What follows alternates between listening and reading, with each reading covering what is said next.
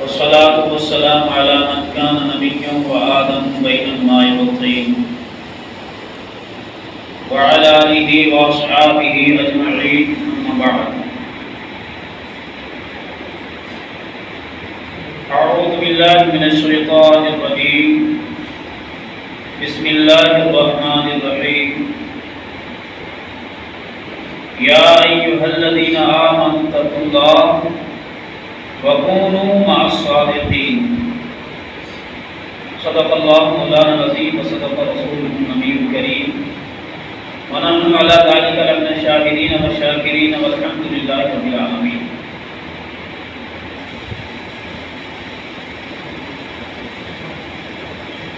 آئیے آپ حضرات کے سامنے گزشتہ جمعہ بھی اس آیت کے تحت چند منٹ کچھ باتیں پیش کی تھی. آج بھی اسی پر کچھ عرض و معروف ہو جائے. اس سے پہلے ہم اور آپ مل کر درود پاک پڑھ لیں. اللہم صلی علی سیدنا و مولانا محمد وعلی آل سیدنا مولانا محمد وبارک وسلم. اب چونکہ ماہ ربیع الاول ہے، ربیع الاول، ربیع کا معنی عربی میں بہار آتا ہے اور اول کا معنی پہلا. یہ پہلی بہار ہے کیونکہ آج مصطفیٰ جان محمد صلی اللہ علیہ وسلم کی پیدائش کا مہینہ شروع ہو چکا ہے. ربیع النور، نور والی بہار، نور کی گھڑیاں لے کر آنے والا. انشاءاللہ آنے والے جمعہ میں سرکار دو جہاں صلی اللہ علیہ وسلم کی پیدائش کے تعلق سے ذکر ہوگا، جس کو آپ عام اعتبار سے میلاد النبی کہتے ہیں. اور اس سے بعد جو مہینہ آئے گا ربیع الاخر، وہ سرکار غوث پاک کا مہینہ ہے. اس میں بڑی بیابی شریف ہوا کرتی ہے. اسلام میں کوئی بھی مہینہ عظیم برکتوں سے خالی نہیں. ابھی جو ہم میں سے جو مہینہ گزرا، یہ بھی ایک بڑا عظیم مہینہ، برکت والا مہینہ کہ جس میں اللہ رب العزت نے ایسے ایسے محبوبوں کی یاد رکھی ہے. سرزمین بریلی میں اسی مہینے میں اس ہوتا ہے جو مہینہ ہم سے گزرا. سرزمین سرہند میں بھی اسی مہینے میں اس ہوتا ہے جو گزرا. پرسوں ہی سرہند شریف میں دعا ہوئی ہے. وہ اللہ کے ولی ہیں، اسی لیے شاعر کہتا ہے نا، نگاہ ولی میں وہ تاثیر دیکھی، نگاہ ولی میں وہ تاثیر دیکھی، بدلتی ہزاروں کی تقدیر دیکھی، بدلتی ہزاروں کی تقدیر دیکھی. پھر ایک پنجابی شاعر بھی کہتا ہے، نہ وزیر نہ بادشاہ دے نہ وزیراں دے، دیوے بندے صدا پیروں دے. جو اللہ کے فقیر ہوتے ہیں ان کے ہمیشہ چراغ چلتے رہتے ہیں، دیوے بندے نہیں، صدا فقیراں دے. میں نے گزشتہ جمعہ آپ کے سامنے یہ آیت تلاوت کی تھی. اللہ رب العزت قرآن میں ارشاد فرماتا ہے، یا ایھا الذین آمنو، اے ایمان والو، اتقوا اللہ، اللہ سے ڈرو، اللہ سے ڈرو. معلوم کیا ہوا؟ اس آیت میں اللہ رب العزت نے ایسے ایسے خزانے دیے ہیں. کائنات کے اندر ایمان سے بڑا خزانہ کچھ نہیں. جس کے پاس ایمان ہے اس کی زندگی بھی سلامت ہے، اس کی آخرت بھی سلامت ہے. جس کے پاس ایمان ہے اس کی قبر بھی روشن ہے، اس کا حشر بھی روشن ہے. اور جس کے پاس ایمان قائم نہیں، وہ اس دنیا میں بھی ذلت و رسوائی کا سبب بنتا ہے، اور قبر میں بھی ذلت و رسوائی ہی بنے گی، اور حشر میں بھی ذلت و رسوائی. اب جب قرآن اعلان کرتا ہے یا ایھا الذین آمنوا اتقوا اللہ، ایک تو یہ یہاں اللہ رب العزت دو خزانوں کی بات کر رہا ہے. ایک خزانہ کیا ہے؟ ایمان. اور دوسرا خزانہ کیا ہے؟ اتقوا اللہ، اللہ سے ڈرو. تو معلوم یہ ہوا کہ ایمان والے کو اگر خوف یا ڈر ہونا چاہیے، دنیا میں کسی چیز کا خوف اور ڈر نہیں، اللہ کا ڈر ہونا چاہیے۔ اس لیے اللہ رب العزت نے پہلے اس صفت کو بیان کیا۔ ایمان یہ بہت بڑی صفت ہے۔ اتقوا اللہ، ایمان والو اللہ سے ڈرو۔ تو معنی کیا ہے، معلوم کیا ہے؟ جو حقیقی ایمان والا ہوگا نا وہ صرف اللہ سے ڈرے، اور جس کے پاس ایمان نہیں وہ کائنات کی ہر چیز سے ڈرے۔ تو حقیقی ایمان والے اگر آپ کائنات میں دیکھیں، کتابوں کا مطالعہ کریں، تاریخ کو پڑھیں، قرآن کا ترجمہ، قرآن کے تفاسیر کو پڑھیں، گزشتہ واقعات کو پڑھیں، خدا کی قسم جتنا اللہ سے نبی یا صدیق یا صحابی یا ولی ڈرتا ہے اتنا کوئی نہیں ڈرتا۔ جتنا خدا سے نبی یا صحابی یا ولی ڈرتے ہیں اتنا کوئی نہیں ڈرتا۔ وہ اس کا ہر لمحہ خدا کی یاد میں گزرتا ہے۔ ولی کا اٹھنا خدا کی یاد میں ہوتا ہے، ولی کا چلنا خدا کی یاد میں ہے، ولی کا بیٹھنا خدا کی یاد میں ہے، ولی کا لیٹنا خدا کی یاد میں ہے، ولی کا سونا خدا کی یاد میں ہے، ولی کا پڑھنا خدا کی یاد میں ہے، ولی کی عبادت خدا کی یاد میں ہے۔ جب اس کا سارا کچھ خدا کی یاد میں ہو جاتا ہے، جب یہ صرف اللہ سے ڈرتا ہے، کائنات کا بڑے سے بڑا بادشاہ ہر ولی سے ڈرتا ہے۔ قرآن اس کا اعلان کرتا ہے، الا ان اولیاء اللہ لا خوف علیہم، خبردار بے شک اللہ کے ولی لا خوف علیہم، ان پر کوئی خوف نہیں، کوئی خطرہ نہیں، کوئی ڈر نہیں۔ اب یہاں کیا اللہ کا بھی ڈر نہیں، وہ تو ایمان والا ہے، وہ تو اللہ سے ڈرتا ہے۔ جب ایمان والا ہے اللہ کا ڈر خوف دل میں رکھ کر ولی ہو گیا، اللہ اعلان فرماتا ہے اللہ کے ولی کو کوئی خوف نہیں ہے دنیا کی کسی فوج سے، دنیا کے کسی بادشاہ سے، دنیا کے کسی لیڈر سے، دنیا کی کسی طاقتور سے، دنیا کی بڑے بڑے میزائل سے ولی کو کوئی خوف نہیں ہو سکتا ہے۔ دنیا دار کو دنیا کی گولی بھی مار سکتی ہے، دنیا کا گرینیڈ بھی اڑا سکتا ہے، دنیا کا بم بھی اڑا سکتا ہے، لیکن اللہ کا ولی ایسا ہے جس کے قدموں میں اگر گولی بھیج دی جائے مارنے نہیں آتی، اس کے قدموں میں آ کے گولی بھی اسے سلام کرتی ہے، اسے ولی کہا جاتا ہے۔ اس لیے قرآن کہتا ہے اللہ کے ولی کو کوئی خوف نہیں ہے، اللہ کے ولی کو ڈر نہیں ہے۔ حالانکہ قبر میں جب قبر میں انسان پہنچتا ہے تو قبر میں بھی سوالات ہیں، قبر میں بھی جہنم کی آگ ہے۔ قبر انسان کو، گناہگار کو، نافرمان کو، بے نمازی کو، قرآن کی تلاوت نہ کرنے والے کو، روزے جان بوجھ کر چھوڑنے والے کو، حج اگر مال ہے تو نہ کرنے والے کو، مال ہے تو زکات نہ دینے والے کو، فرماتے ہیں جب قبر میں چلے جاؤ گے قبر اس طرح دباتی ہے کہ ایک طرف کی پسلی دوسری طرف میں اور دوسری طرف کی پسلی اس طرف، اور سر کی ہڈی پاؤں کے پاس، پاؤں کی ہڈی سر کے پاس۔ یہ قبر کے عذاب ہے، لیکن یہ خوف کس کو ہے؟ جو بے نمازی۔ یہ خوف کسے ہے؟ جو گناہگار ہے۔ یہ خوف کسے ہے؟ جو خدا کا خوف اپنے دل میں نہیں رکھ کر دنیا میں گناہگار بن جاتا ہے، دنیا میں سیاہکار بن جاتا ہے، دنیا میں بدکار بن جاتا ہے، اسے خوف ہوتا ہے۔ لیکن جب ولی کو قبر میں اتارا جاتا ہے، فرماتے ہیں جب فرشتے ایک طرف سے آتے ہیں ایک طرف نماز کھڑی ہو جاتی ہے، جب فرشتے دوسری طرف آتے ہیں دوسری طرف اس کی تلاوت قرآن کھڑی ہو جاتی ہے، جب فرشتے تیسری طرف آتے ہیں تیسری طرف اس کے روزے کھڑے ہو جاتے ہیں، جب چوتھی طرف آتے ہیں اس کی نماز ہے، اس کا حج کھڑا ہو جاتا ہے، ہر طرف اس کی عبادت کا نور کھڑا ہو جاتا ہے، تو فرشتے یوں آسانی سے نہیں دے سکتے، کیونکہ یہ اللہ کا ولی ہے، یہ اللہ کا نیک ہے، یہ اللہ کا محبوب ہے۔ اس کی نماز نور بن کے قبر میں آ جاتی ہے، اسے عذاب سے بچا لیتی ہے۔ اللہ کے ولی کو دنیا کا خوف تو نہیں، دنیا میں کسی چیز کی کمی بھی نہیں۔ اللہ رب العزت جسے ولی بناتا ہے اس کو یہاں تک قرآن تو کہتا ہے انسان کا اگر پوری کائنات میں اگر سب سے کوئی بڑا دشمن ہے وہ شیطان۔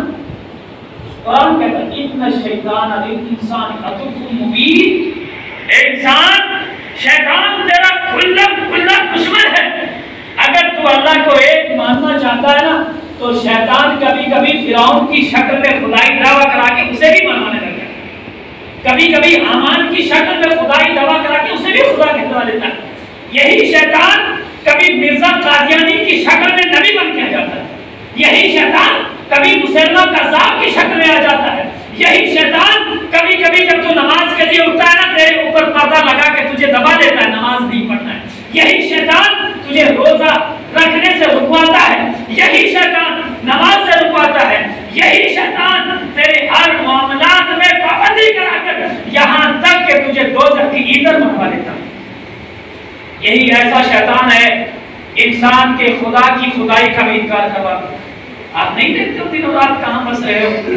کتنے ایسے لوگ ہیں، ہزاروں مذاہب ہیں ایسے جو اللہ رب العزت کو ایک نہیں مان رہے، کتنے لوگ ہیں جو پتھر کو خدا کہہ رہے، کتنے لوگ ہیں جو درختوں کو سجدہ کر رہے ہیں، کتنے لوگ ہیں جو آگ کی پوجا کر رہے ہیں، جو آگ کی پوجا کرتے ہیں وہ اسی کو خدا مانتے ہیں۔ یہ سب معاملات کس کا؟ شیطان کا۔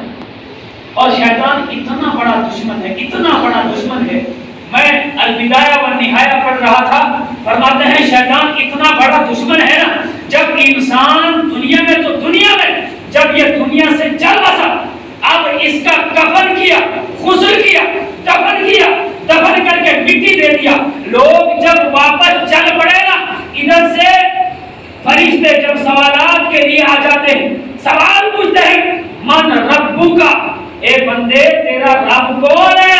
فرماتے ہیں یہ دشمن شیطان قبر میں بھی اتر جاتا ہے اور مردے کو اشارہ کرتا ہے میری طرف بول، میں تیرا رب، وہاں بھی یعنی قبر تک نہیں چھوڑتا، قبر میں بھی جا کر اتنی بڑی انسان سے دشمنی ہے، قبر میں بھی کہتا ہے مجھے بول میں تیرا رب، اتنا بڑا شیطان دشمن۔ اب شیطان سے بچنے کے طریقے بہت سارے بتائے ہیں اسلام، لیکن ایک طریقہ یہ ہے کہ جو ولی ہے، جو نبی ہے، جو صحابی ہے، شیطان کا ایمان داؤ نہیں چلا۔ اعلیٰ حضرت امام احمد رضا خان فاضل بریلوی آپ ملفوظات کے اندر لکھتے ہیں، ایک بہت بڑے امام تھے، امام فخر الدین رازی رحمۃ اللہ علیہ، جنہوں نے قرآن کی تفسیر کبیر لکھی ہوئی ہے اور کئی جلدوں میں، جو قرآن کا ترجمہ بھی کیے ہوئے، قرآن کی تفسیر بھی لکھے ہیں، اور وقت کے جید علماء میں ان کا نام بھی تھا اور وقت کے بڑے علماء نام درج تھا، لیکن دنیا میں بہت مناظرے بھی کیے تھے، کبھی ہارے نہیں، دنیا میں درس دین بھی دیا، کبھی درس دین میں کمی نہیں آئی، دنیا میں خطاب بھی کرتے تھے، کبھی خطاب میں کمی نہیں تھی، ان کا خطاب قرآن و حدیث بولا کرتا تھا، ان کا درس مسلم اور بخاری اور ترمذی اور قرآن کی تفسیر ہوا کرتی تھی، اتنے بڑے ولیوں میں درجہ تھا، لیکن فرماتے ہیں جب دنیا سے جانے لگے، آخری گھڑیاں، ادھر سے روح نکلنے والی ہے، ادھر سے دنیا کو الوداع کہنے والے ہیں، ادھر عالم برزخ کی طرف جانے والے ہیں، لیکن شیطان آ گیا، آ کر کہتا ہے فخر الدین رازی تیرا بہت نام سنا ہے، بہت بڑا عالم ہے، بہت بڑا ولی کہلایا، بہت بڑا مناظر کہلایا، قرآن تو نے پڑھا، قرآن کا ترجمہ تو نے کیا، قرآن کی تفسیریں کئی جلدوں میں تو نے لکھی، حدیث بخاری مسلم ترمذی ابن ماجہ مشکات تو نے زندگی میں پڑھائی ہے، مناظر تو نہیں آ رہا ہے، لیکن اتنا پڑھنے کے باوجود ذرا یہ بتاؤ تم نے اللہ کو پہچانا ہے؟ امام فخر الدین رازی علیہ رحمہ اللہ کے ولی ہیں، عالم دین ہے، کہتے کیوں نہیں میں نے پہچانا، میرا رب ایک ہے، میرا اللہ ایک ہے۔ کہا اللہ ایک ہے، تیرے پاس کیا دلیل ہے کہ اللہ ایک ہے؟ تم نے دیکھا تو نہیں، کہا دیکھا تو نہیں، لیکن مصطفیٰ جان رحمت نے فرمایا ہے اللہ ایک ہے، قرآن کہتا ہے اللہ ایک ہے، کہا اس پہ دلیل؟ فرماتے ہیں امام فخر الدین رازی علیہ رحمہ نے قرآن پڑھ کے دلیل دی کہ میرا اللہ ایک، لیکن شیطان نے اس دلیل کو رد کر دی، پھر دوسری دلیل دی، شیطان نے رد کر دیا، تیسری دلیل دی، شیطان نے رد کر دیا۔ امام فخر الدین رازی کبھی قرآن پڑھتے ہیں، کبھی حدیث پڑھتے ہیں، کبھی ابن مناظر کی بات کرتے ہیں، ساری چیزیں دلائل دیتے دیتے یہاں تک امام فخر الدین رازی نے اللہ کے ایک ہونے پر 360 دلیلیں پیش کی، لیکن پھر بھی شیطان نے ساری کی ساری رد کر دی، ایک دلیل بھی نہیں مانی۔ اس کی وجہ کیا تھی؟ شیطان بھی تو بہت بڑا عالم تھا، شیطان بھی تو فرشتوں کا استاد رہ چکا تھا، شیطان نے بھی تو چپا چپا ناپ کر نماز پڑھی ہوئی تھی، شیطان کے بھی تو سجدے آنے کی نت تھے، شیطان کی تسبیح بھی بہت زیادہ تھی، آسمانوں پر بہت طویل سجدے کیے تھے، عرش پر بھی جا کے رہا کرتا تھا، جنت میں بھی کچھ وقت گزار کے آیا تھا، علم تو اس کے پاس بھی تھا۔ اس نے اپنے علم کی وجہ سے امام فخر الدین رازی کی 360 دلیلیں رد کر دی۔ اب امام فخر الدین رازی علیہ رحمہ اللہ کے ولی ہیں، اتنے بڑے عالم ہیں، اور عالم کا ہتھیار علم ہوا کرتا ہے۔ جیسے ایک فوجی کا ہتھیار گن، پستول ہے، پسٹل ہے، اسی طرح عالم کا ہتھیار علم ہوا کرتا ہے۔ جب اس کا ہتھیار سارا ختم ہو گیا تو بیچارہ بے بازو ہے۔ اب کیا کیا جائے؟ دنیا سے بھی جا رہے ہیں، ایمان کا بھی مسئلہ ہے، اور آخری گھڑیوں میں خدا کو ایک ثابت نہیں کیا جا رہا۔ اتنے میں امام فخر الدین علیہ رحمہ کے پیر و مرشد اللہ کے ولی نجم الدین کبرا بہت ایک دور مقام پر کھڑے تھے اور وضو فرما رہے تھے۔ وہاں سے آپ ولایت کی نگاہ سے دیکھ رہے ہیں کہ میرے مرید کے ساتھ مناظرہ ہو رہا ہے اور یہ بات ہو رہی ہے۔ ولی کی نگاہ کھلی ہوتی ہے، ولی دیکھتا ہے کہاں کیا ہو رہا ہے۔ ولی جس طرح زمین کے اوپر دیکھتا ہے، اسی طرح ولی زمین کے نیچے بھی دیکھتا ہے۔ فرماتے ہیں وہ ولی ایک مقام پر دور دراز میں دیکھ رہا ہے میرے مرید کے ساتھ شیطان کا مناظرہ مکالمہ ہو رہا ہے، اور مناظرہ بھی ہے خدا کے ایک ہونے پر۔ اب امام نجم الدین کبرا پانی ہاتھ میں لیا، وہیں سے پھینک دیا۔ یہ اللہ کے ولی کا پھینکا ہوا پانی ہے، یہ عام انسان کا پھینکا ہوا نہیں۔ ہم یہاں سے پھینکے 2 فٹ 4 فٹ جا سکتا ہے، لیکن اللہ کے ولی کا پھینکا ہوا پانی جب امام نجم الدین کبرا کا چہرہ مبارک پر اور آپ نے پھینکا ہوا پانی، امام فخر الدین رازی پہ آ کے جب پانی آنکھوں پہ پڑا، نورانی نگاہ کھل گئی اور فوراً کہا ہے شیطان ذلیل مردود، مجھ سے تو گواہی مانگتا ہے، میں بغیر دلیل کے اللہ کو ایک مانتا ہوں۔ جب یہ کہا شیطان ذلیل ہو گئے، اور اللہ کے اس پیارے ولی کا، اللہ کے محبوب کا، اس عالم دین کا ایمان بچ گیا۔ ایمان بچ گیا تو معلوم یہ ہوا شیطان کتنے ہی داؤ چلا لے، شیطان کتنی ہی مکر فریب کر لے، لیکن اللہ کے ولیوں پر شیطان کا داؤ نہیں چلا کرتا، کیونکہ اللہ کے ولیوں کو اللہ نے نوازا ہے۔ اللہ کے ولیوں کی بارگاہ میں ابھی اس مہینے میں آپ لوگ گئے، بہت سارے ایسے لوگ ہیں، ایسے ساتھی ہمارے بھائی ہیں بریلی شریف میں جا کر آئے، بہت سارے ہمارے بھائی ہیں جو سرحد شریف میں جا کر آئے۔ اب کچھ لوگ سوال بھی کرتے ہیں، بھائی ہم وہاں جاتے ہیں، وہاں جانے سے کیا ملتا، وہاں کیوں جاتے ہیں، وہ تو دنیا سے چل بسے ہیں، وہاں جانے سے کیا ملتا ہے؟ فرمایا حدیث پاک میں آتا ہے نبی دنیا سے گیا، اللہ کے حبیب ارشاد فرماتے ہیں جمعہ کے دن مجھ پر کثرت سے درود پڑھا کرو، اس لیے کہ تمہارا درود میں خود سنتا ہوں۔ ایک حدیث میں سرکار فرماتے ہیں میں خود سنتا ہوں، ایک حدیث میں سرکار فرماتے ہیں تمہارا درود مجھ پر پہنچایا جاتا ہے۔ صحابی موجود تھے، عرض کیا یا رسول اللہ آج تو آپ ہمارے سامنے ہیں، آج تو ہم آپ پر درود پڑھتے ہیں، آپ ہمارا درود آمنے سامنے سن لیتے ہیں، کیا مرنے کے بعد بھی یہی معاملہ ہو؟ اللہ کے محبوب صلی اللہ علیہ وسلم نے ارشاد فرمایا ان اللہ حرم الارض، بے شک اللہ رب العزت نے زمین پر حرام فرما دیا ان تأکل اجساد الانبیاء، کہ وہ نبی کے جسموں کو کھائے، یہ زمین پر حرام کیا ہے۔ کوئی نبی آدم سے لے کے مصطفیٰ تک جو بھی اپنے مزار میں ہے وہ زندہ، زمین پر حرام کر دیا، زمین جسم کو کچھ کر ہی نہیں سکتی ہے۔ یہ مصطفیٰ جان رحمت کے الفاظ ہیں۔ پھر سرکار اولیاء کے لیے کیا فرماتے ہیں؟ سرکار کی حدیث ہے الا ان اولیاء اللہ لا یموتون بل ینتقلون من دار الى دار، اللہ کا ولی مرتا نہیں ہے، وہ ایک دنیا چھوڑ کر دوسری دنیا میں چلا جاتا ہے، وہ ایک گھر چھوڑ کے دوسرے گھر میں چلا جاتا ہے، مرتا نہیں، وہ زندہ ہوتا ہے۔ اب ہم لوگ جاتے ہیں مزارات پہ جاتے ہیں، کیا ملتا ہے فائدہ؟ کیوں جانا ہے؟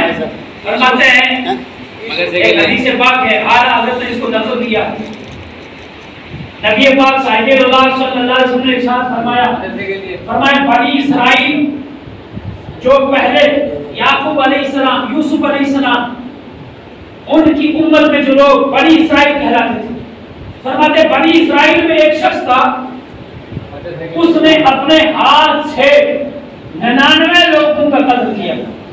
کتنا؟ آج ہم میں سے نعوذ باللہ، اللہ نہ کرے اگر کوئی بندہ اپنے ہاتھ سے کسی ایک انسان کو قتل کر دیتا ہے، ہم اس کی کون سی حالت کرتے ہیں؟ بستی سے بائیکاٹ کرتے ہیں، مرنے جینے سے ہٹا دیتے ہیں، قانون اس کو گرفتار کر لیتی ہے، کئی سال جیلوں میں گزارنے پڑتے ہیں۔ یہ تو دنیاوی سزا ہے۔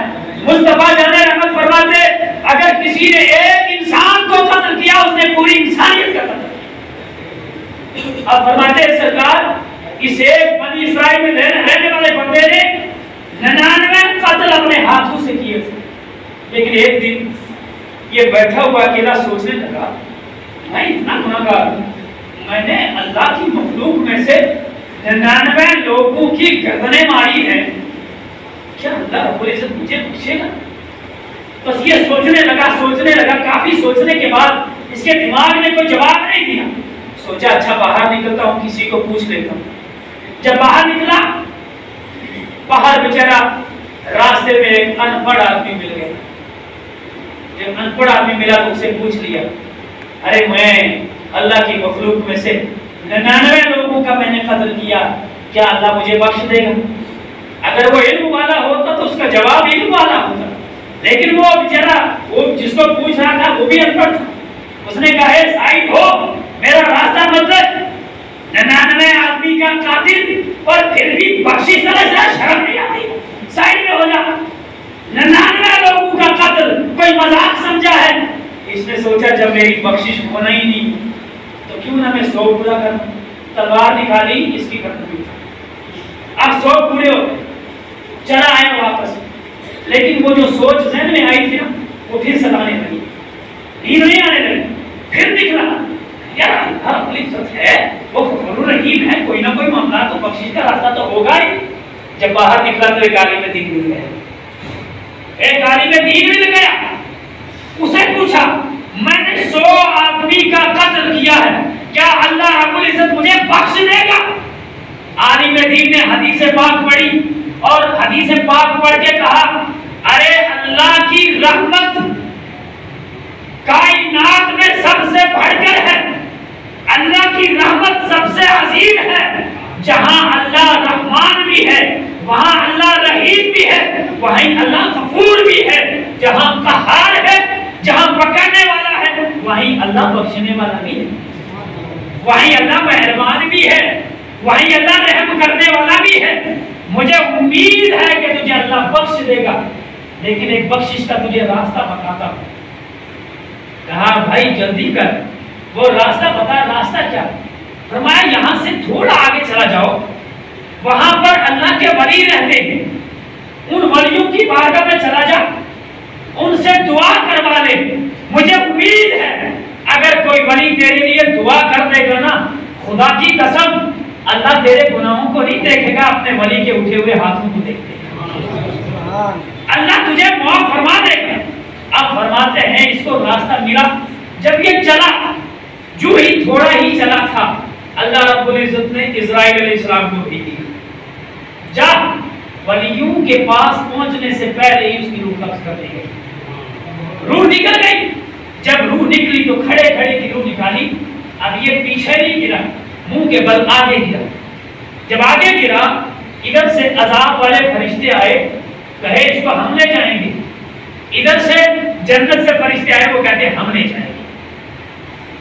عذاب والے کہتے ہیں یہ 100 آدمی کا قاتل ہے، اے جنت کے فرشتوں اس کو 100 آدمی کے قاتل ہے، اس کو عذاب دیا جائے گا، ہم لے جائیں گے۔ یہ کہتے ہیں جنت والے نہیں، لیتے رہو لیکن اس کو ہم لے جائیں گے۔ آپسی اختلاف، یہی اختلاف اللہ رب العزت کی بارگاہ میں پہنچ رہے ہیں۔ اللہ رب العزت نے فرمایا زمین کو ناپ لو، اگر زمین ولیوں کی طرف کم ہے تو جنتی کو دے جاؤ، جنت کی طرف لے جاؤ، اور اگر ادھر کم ہے تو عذاب والے لے جاؤ۔ اب فرماتے ہیں جب زمین کو ناپا، زمین کو ادھر سے حکم ہو گیا کہ زمین سمٹ جا، زمین قریب ہو گئی۔ جب زمین کو ادھر بھی ناپا گیا، ادھر بھی ناپا گیا، جہاں سے یہ چلا اس طرف سے جہاں یہ پہنچا وہاں تک ناپا گیا، اللہ کے ولیوں کی زمین میں ایک بالشت یہ داخل ہو چکا تھا، یعنی جب گرا تو اس کا چہرہ جو تھا وہ ولیوں کی طرف زیادہ گر چکا تھا، ایک بالشت آگے گر چکا تھا۔ حکم آیا، عرض کی گئی اے مالک و مولا زمین کو ناپا گیا ہے، ایک بالشت تیرے ولیوں کی زمین میں یہ آ چکا ہے۔ فرمایا جنت کے فرشتوں کو بولو اس کو جنت میں لے جاؤ۔ اب فرشتے عرض کرنے لگے مالک کو بولا 100 آدمی کا قاتل ہے پھر بھی اس کو جنت میں لیا جا رہا ہے۔ جواب ملا میں اس کے گناہوں کو دیکھوں یا اپنے ولیوں کو دیکھوں؟ میں نے ولیوں کی وجہ سے اس کو بخش دیا۔ تو اس سے معلوم کیا ہوتا ہے، جو گناہگار انسان ہے نا، ہر انسان گناہگار ہے۔ نبی میں نے پہلے جمعہ میں ذکر کیا تھا، آدم سے لے کے مصطفیٰ تک جتنے نبی ہیں وہ سب معصوم ہیں۔ جو نبی کو گناہگار سمجھے گا وہ بے ایمان ہے، وہ ایماندار نہیں۔ اور اس کے علاوہ فرشتے جتنے بھی جب سے ہیں جب تک رہیں گے فرشتے معصوم ہیں۔ معصوم کا معنی کیا؟ جو کبھی بھی گناہ کر ہی نہیں سکتا، گناہ کرنا محال ہو۔ اس کے علاوہ نبی اور فرشتوں کے علاوہ ولی جو ہے وہ معصوم نہیں ہے، اللہ اس کو گناہ سے بچا لیتا ہے، محفوظ کر لیتا ہے۔ صحابی جتنے ہیں ان کو اللہ نے گناہ سے محفوظ کر لیا ہے، اللہ کے نیک محفوظ ہو جاتے ہیں لیکن معصوم نہیں کہہ سکتے۔ اب صرف یہ کائنات میں معصوم، اس کے علاوہ کون نہیں ہے جس سے گناہ نہیں ہوتا؟ کون نہیں ہے جس سے گناہ نہیں ہوتا؟ ہر ایک اگر اپنے اپنے گھر میں ٹٹولے، ہر ایک اپنے اپنے گھر میں دیکھے، کون نہیں ہے جس کی نمازیں قضا نہیں ہیں؟ کون نہیں ہے جس کے روزے قضا نہیں ہیں؟ کون ایسے نہیں ہیں جن کی زکاتیں باقی نہیں ہیں؟ کئی سالوں میں زکاتیں نہیں دی ہیں، جب تک زندہ تب تک اس پر ہیں، جب چلا جائے گا تو پھر عذاب بھوگنا پڑے گا۔ کون ایسے نہیں ہیں جو لاکھوں کے مالک ہونے کے بعد بھی حج نہیں کرتے؟ تو یہ گناہ میں پھنسے ہوئے، ہر انسان گناہ میں پھنسا ہوا ہے۔ کون ایسا نہیں ہے مجھے دکھائیں کہ جس کے حق، بیوی کے حق ہر کوئی پورا نہیں کر پا رہا، بچوں کے حق ہر کوئی پورا نہیں کر پا رہا۔ 80 حق اولاد کے ماں باپ پر ہیں۔ ہم نے کبھی پڑھے، کبھی دیکھے؟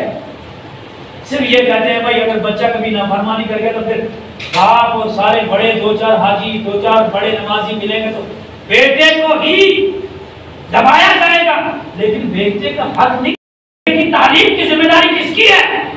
جس کا بیٹا بے نمازی ہے، جس کے بیٹے کو قرآن کی تعلیم نہیں ہے، جس کے بیٹے کو نماز کے فرائض معلوم نہیں، واجبات معلوم نہیں، مکروہات معلوم نہیں، جس کو اسلام میں داخل ہونے کے بعد یہ بھی پتہ نہیں مجھ پہ فرض کیا ہے، مجھ پر واجب کیا ہے، اس کا ذمہ دار اس کے ماں باپ ہیں۔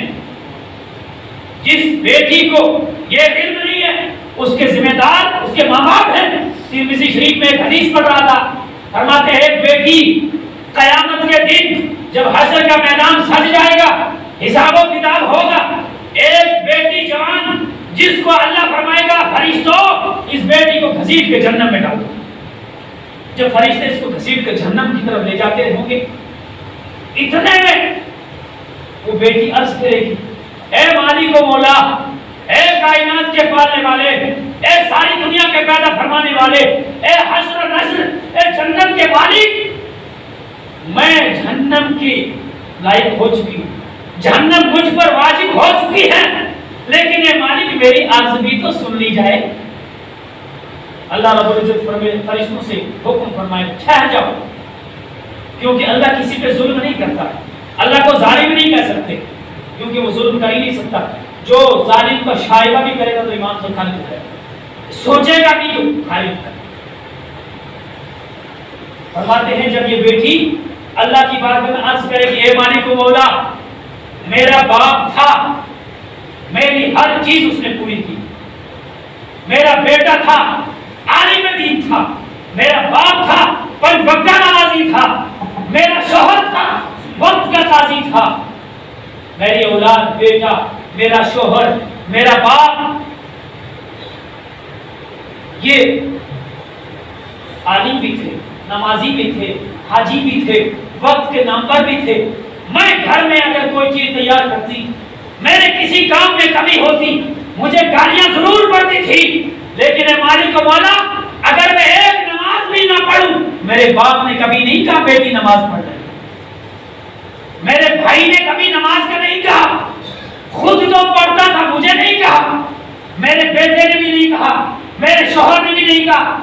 باپ اور کے گھر میں تھی تو کام میں پھنسی رہتی تھی. جب باپ کے گھر سے شوہر کے گھر میں چلی گئی، باپ کو اور بھائی کو چھوڑ کے گئی، اب شوہر آ گئے، اس کے گھر میں پہنچی تو دنیا کے کام میں. اب بیٹا آ گیا، بیٹے کا سوچا تھا کہ یہ میری آگے فرما بردار نکلے گا، کچھ مجھے آسانیاں ہوگی، لیکن اور کام بڑھ گئے. مالک و مولا گھر میں کوئی کمی ہوتی تو ڈانٹ ضرور پڑتی تھی، لیکن ٹی وی لگانے والا بھی تو یہی باپ تھا، موبائل دینے والا تو یہی بیٹا تھا، موبائل کی فلمیں، موبائل کے ریچارج کرا کر گندی فلمیں دکھانے والے یہی باپ، بیٹے، شوہر یہی تو تھے. اے مالک انہوں نے کبھی نہیں ڈانٹا.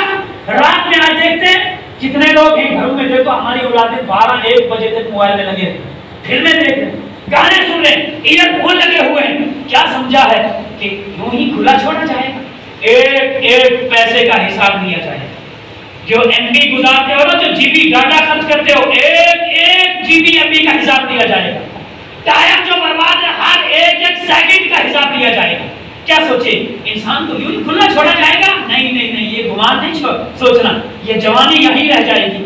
ایسے ایسے ہم میں بیٹھے ہیں بزرگ بیٹھے ہیں، یہی بزرگ جو ہم سے 10 سال پہلے ایک بزرگ 10 جوان پہ کافی ہوا کرتا تھا، اور یہی بزرگ آج اٹھنے سے مجبور ہے، ان سے سبق نہیں سیکھا جاتا.